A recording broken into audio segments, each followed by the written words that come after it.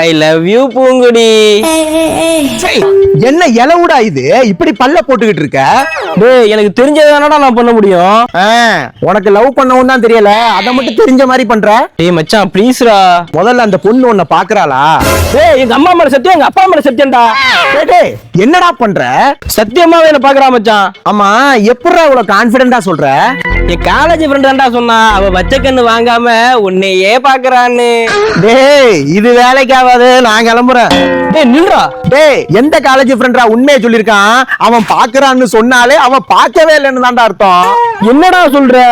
ஆமாண்டா, அந்த பொண்ணை மறந்துரு, அந்த பயலை மன்னிச்சிடுறா.